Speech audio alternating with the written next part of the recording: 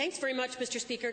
Mr. Speaker, as far as I can reckon, the Alberta government's main strategy for climate change has been prayer.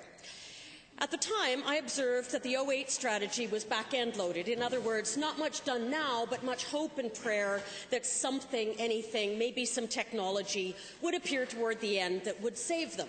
So my question is to the new Minister of Climate Change. No one but this government has ever believed that the 08 strategy would achieve reduction targets. What has changed?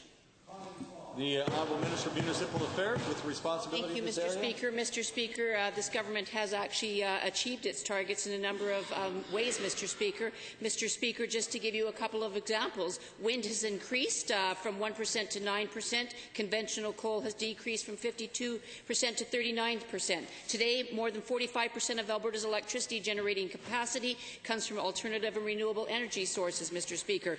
Mr. Speaker, total flaring has decreased by 10%. Solution gas has decreased by 13.5%. Mr. Speaker, I could go on, and you're waving me off, and I will in the next question. The honourable member for supplemental. All right.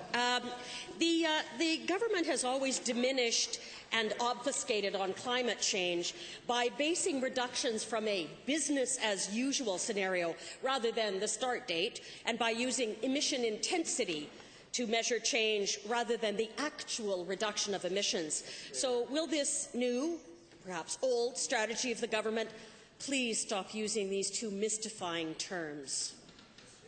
The Honourable Minister of Municipal Affairs. Well, thank you, Mr. Speaker. And as I was saying, Alberta has established, as we know, a carbon price that has led to a cumulative reduction of 51 megatons and contribution of $500 million to the Climate Change Fund.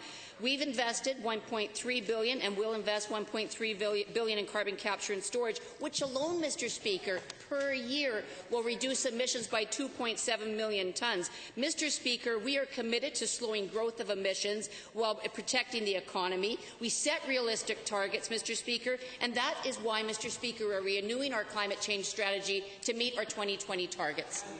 Final supplemental, honourable member.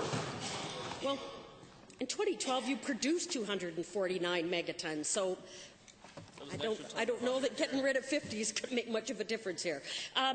You know, I have, in the past, I've heard the premiers and the climate change ministers complain that there is really nothing they can do while Albertans continue to drive cars, because what comes out of the tailpipes is far worse than what comes out of the oil sands.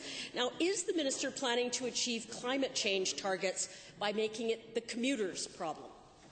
The Honourable Minister of Municipal Affairs.